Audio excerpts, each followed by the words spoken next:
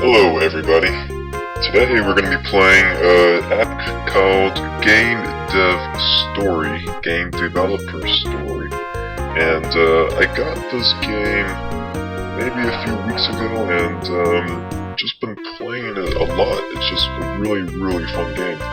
So I highly recommend you guys go out and try it.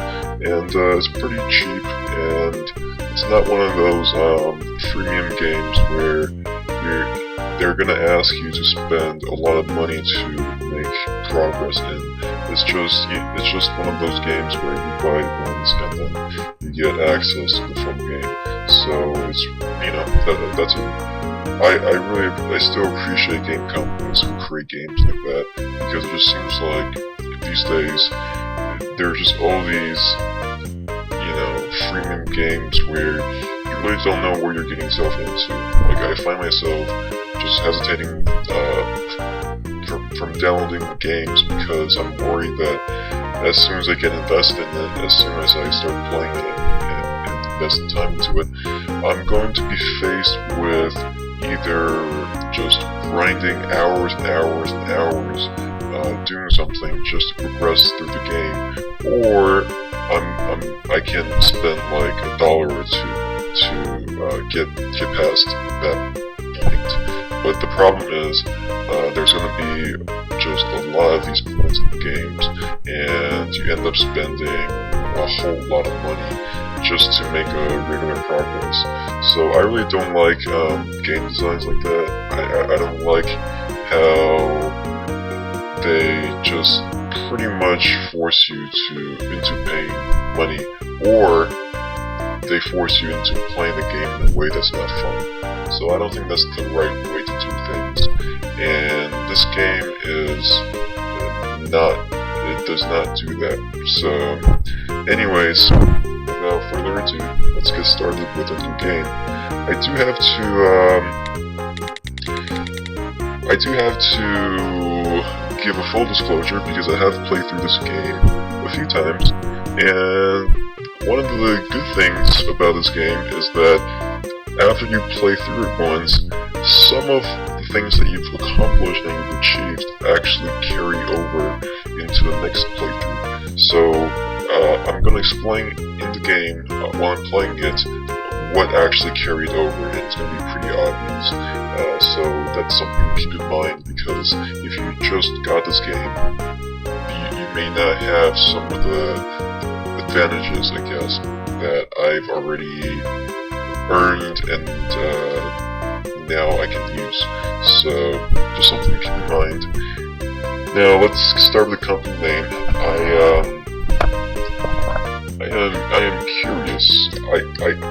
I've always been a fan of Blizzard, so I think that maybe I'll call my game company and name it after one of my favorite real game companies, Blizzard Inc. So we're gonna be called the Lizard Inc. Oh, autocorrect corrected my spelling there. No, I want this Lizard Inc. Alrighty.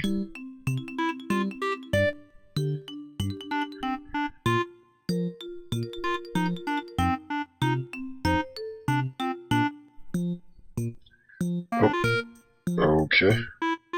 The first thing we're going to do is we're going to hire some staff. So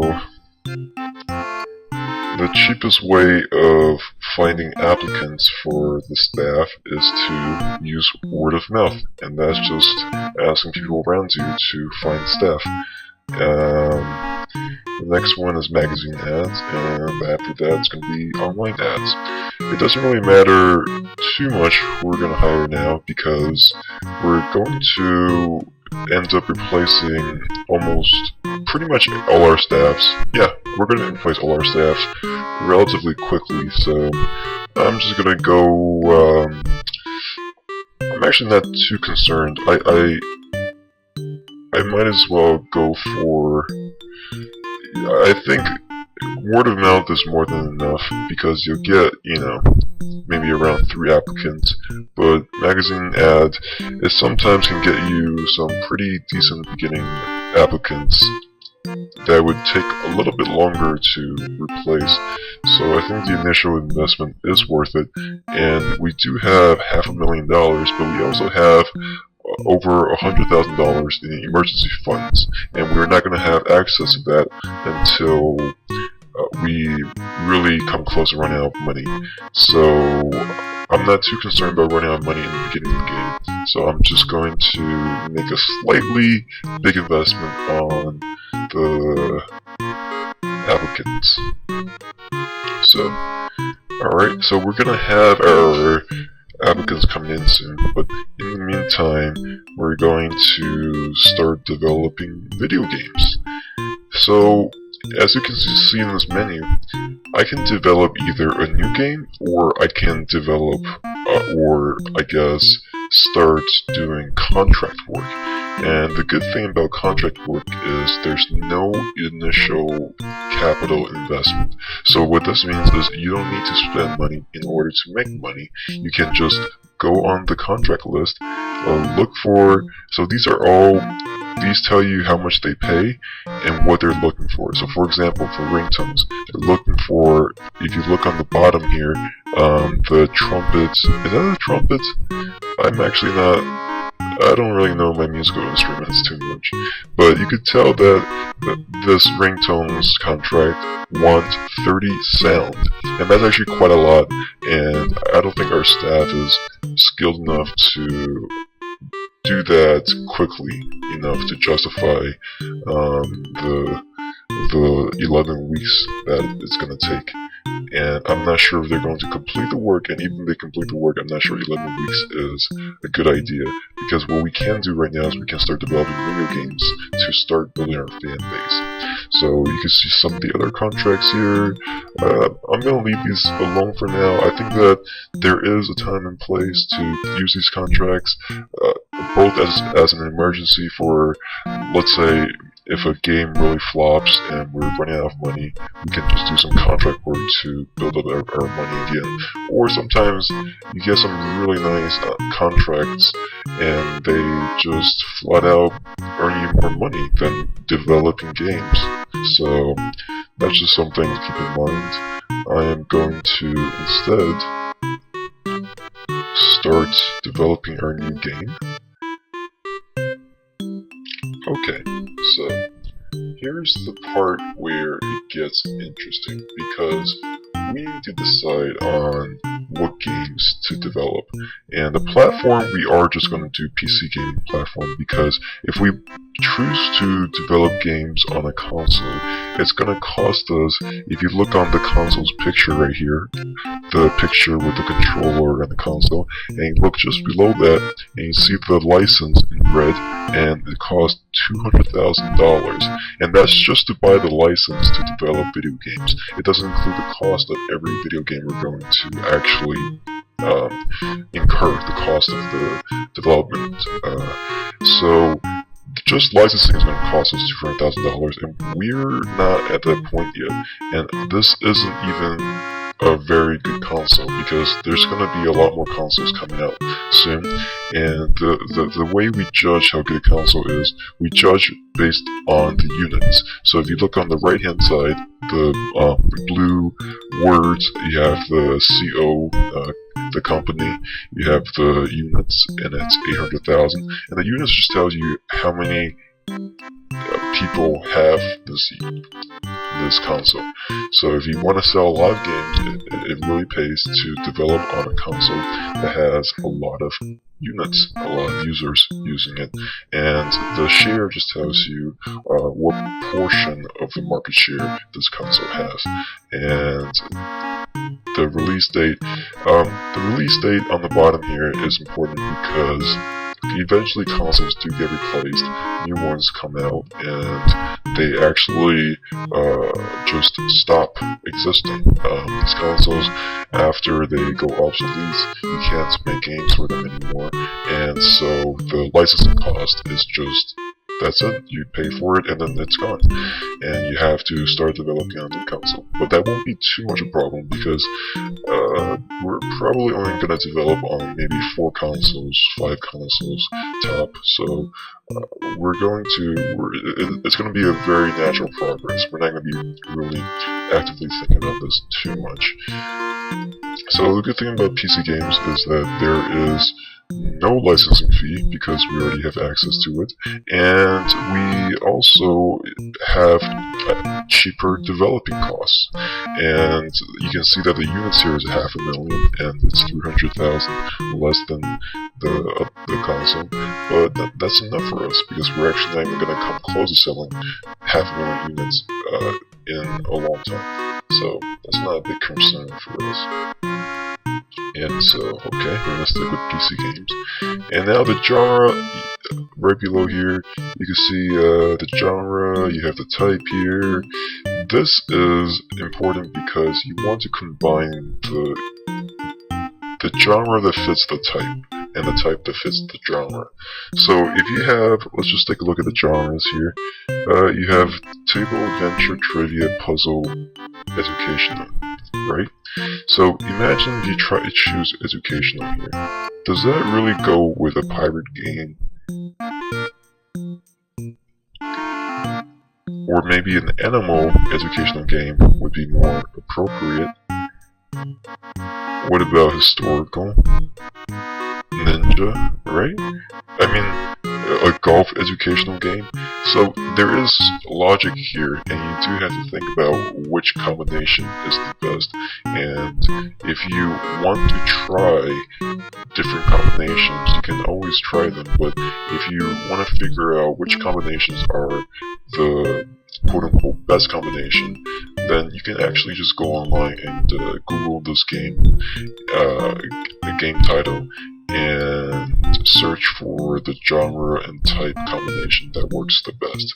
There's a whole list of them of varying effectiveness, and if you look at right now, next to the names of these types of games, you're gonna see things like new, level 1, level 2, level 3, and ninja, which I have level 5 in.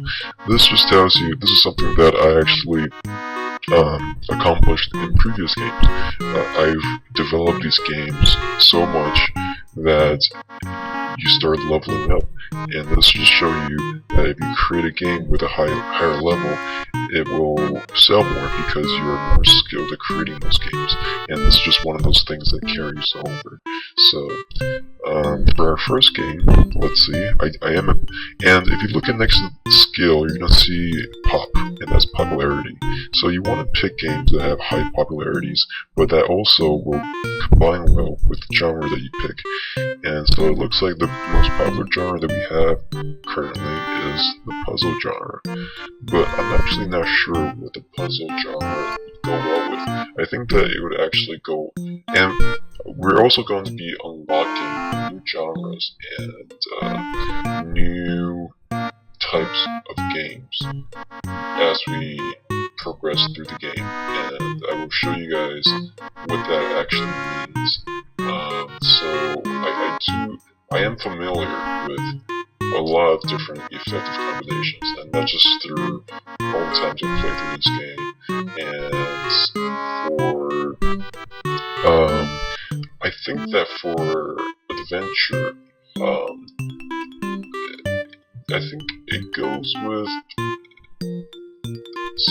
I think ninja, is that? No, maybe not. Let me see.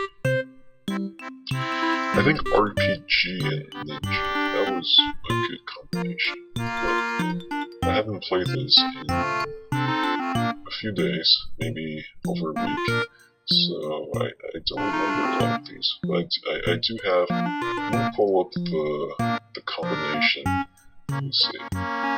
So I am on a website. There is a wikia for this game. This game is developed by Herosoft, and there is a Wikipedia type website for it.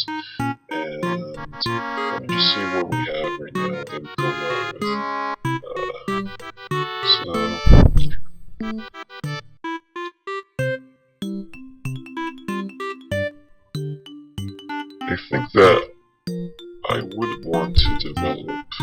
ninja game because it's pretty popular, and we also we do have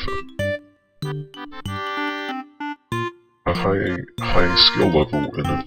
But it looks like golf is also pretty nice, but I don't think we've unlocked the sports genre yet.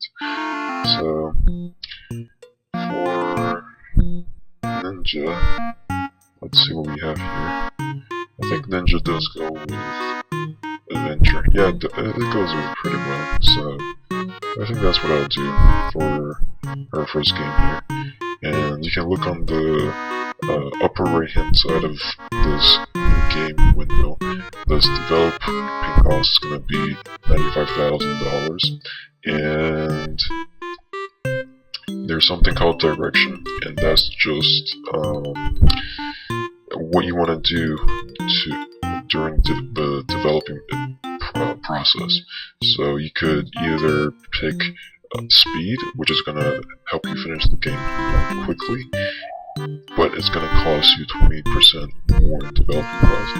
Or you can focus on quality, or you can focus on research. And research is something that's going to earn you some research data. These are a type of resource that we're going to use to spend on leveling up our employees, and that's I'm going to show you guys what that does later. But currently, I think that the best course of action, and of course there's also the budget plus, and that's just you combine both speed and quality, but it costs you twice what it would cost you to develop the game normally.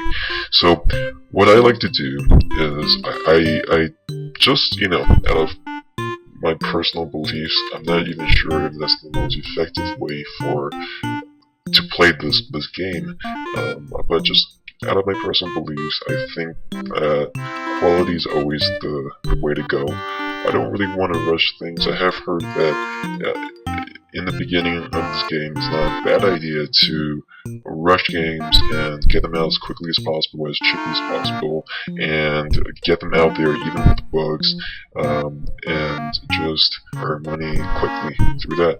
But I think that invest in quality and start building a fan base and all that, I think that's the best course of action. So, oh well, that's just the way I like playing this game. And if you're looking for a completely optimized way of playing this game, then I'm going to be honest, I think that there probably is more effective ways. But based on my experience and based on how I want to play this game, I think that quality is the way to go. Alright, so the developing cost is going to be over, it's going to be 123,000. So let's get started. Oh, so here's the something else. We get to invest points into how we want to shape our game, and so I am going to, and if you're just buying this game and you're starting out, you're not going to have, if you look on the top here, the remaining direction points, you're not going to have as many as I have, because, like I said, I've already played through this game quite a lot, and I've earned these points that carry over from game to game. So you may have to start off with much fewer points, but for me in this game, I am just going to max out innovation. I think that my game, ideally, should be approachable, it should be relatively simple, and I like to have a high amount of polish, and since this is a adventure and ninja game, I think that having a pretty good game world is very good. And I don't need cuteness because I'm imagining a more mature game, not so much something that appeals to younger audiences necessarily. Realism, I don't need this game to be super realistic. I rather, I care more about just having a more fun adventure. It doesn't need to be realistic. And I don't need a niche. I think that just for my games, I just want to make the most quality game possible. So that's good. Yeah. And I think the rest is just gonna take care of itself. Alrighty. So writing the game scenario. This is something that should be left to someone with a high... If you look on the right hand side here, you're going to see program, scenario, graphics, sound. And the numbers next to it, next to these stats, is how, I guess, how good this employee is at those things. So you can see that I do have a writer, and he does happen to have a pretty high scenario stats, which is going to allow him to write more quality scenario than another employee who may not have as high of a stat. But if I don't happen to have a writer, I can just go and... So if you look on top here, you see the red out on the upper right hand side, and you see the in. This just tells you that it's in. This means that it's one of your employees, and the cost of using this employee to create the game is free. However, if you choose to contract this work to out, these are not your employees, but so you have to pay them on a per game basis, and sometimes it may be worth it to buy these contractors because they're so much more skilled at doing these kind of jobs. And I don't have enough employees to, right now at least, until I get applicants back, I don't have enough employees to take care of the other aspects of the game, which includes graphics and sound. And this is another contractor, and in the beginning of the game it doesn't really make too much sense to buy one of these really expensive contractors because your game is just not going to do too well no matter what you do. You're going to have some sales, but you're not going to earn so much money that spending 100k is going to be super worth it. So I'm going to go with my in-house writer here, and hopefully he can write us something good.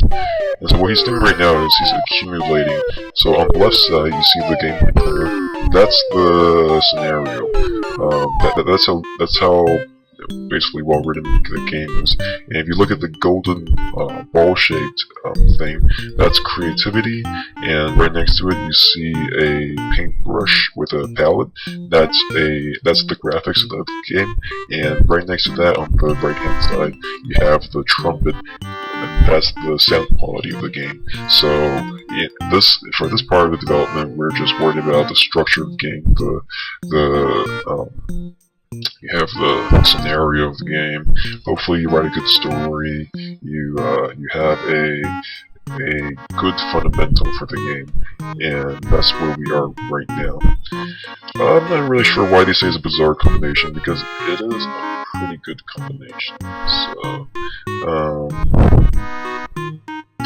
we'll just have to see how the sales are. Yeah, so this dialogue window is telling us that you're going to see employees accumulating good stats and some bad stats for us. And so if you look over the heads of the employees, you can look at where they're contributing to the game as we develop. Okay, so now we're going to get some employees in here. So let's take a look at our current employees. We do have a writer that we saw, but we also have a coder. So the coder is just someone that's just gonna take care of some of the bugs, and they're gonna be effective at taking care of some of the bugs. But a coder, once the game develops, coders usually develop other skills as well, and some coders actually have extremely high stats in things like graphics or scenario, and you may start actually using them instead of writers to do the work that you would think that a writer would do. So we have a coder, and we have a writer. And for our first hires, we do want to diversify. We don't want to hire another coder, even though it looks like this particular one is quite good and just pretty cheap. What I'm saying good is, if you look at the image of the coder and you look towards the bottom and it says power, the power tells you how long they can work before they're exhausted. And unfortunately, our workers don't have the power's not that high. It's very, very limited. So they're going to be taking breaks, going home, and they're not going to be at their desk for the entire development process. And that's going to cut into the quality of the game, because they're not going to be able to accumulate creativity points, graphics points, etc. And so yeah, John and Noon, they are not very good. And they will definitely be replaced relatively quickly in the future. In fact, at this point, I'm tempted to just replace all of them, actually, just right off the bat, because I do have enough money to hire all 4 of these guys. So, we do want a graphics person to help with graphics. And we have a coder. We have a sound engineer who's going to help with the sound later. So another reason why we want to diversify our staff is because we want to level them up, and by leveling up these different staff members with different job titles, we unlock genres of games and types of games, and that's going to be really important later, because we get to have access to some really good combinations. And so, I think right now this is pretty good. I am definitely tempted right now to just hire Gilly Bates, and every single employee is a play on names on something. You're gonna see some pretty fun names later on, but this coder's name is obviously a play on Bill Gates' name. So, yeah, I really do want to replace this person, and I think, why not,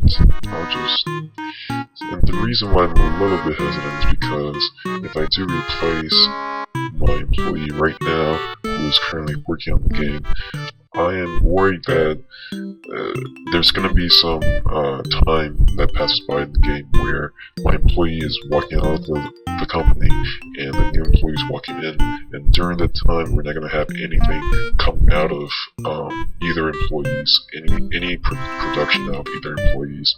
And so, but since it's so early in the game, it doesn't really matter. So.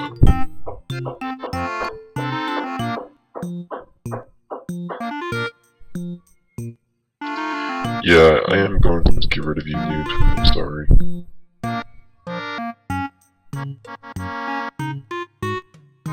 Okay, so I'm left with $36,000. I may have to dig into my emergency fund, but I don't think that we're going to have too much trouble going forward.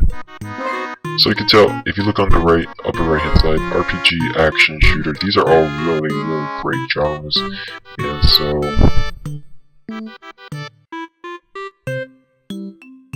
yeah, so we're digging into our emergency fund, which is okay. No worries right now. So we have all these really good genres that just unlocked for us just by hiring staffs with different jobs. So that's really, really cool.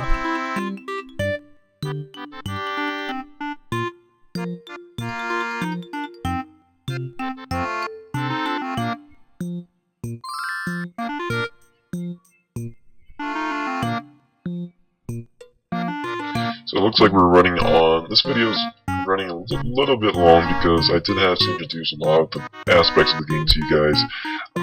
We are reaching 30 minutes here, so I'm going to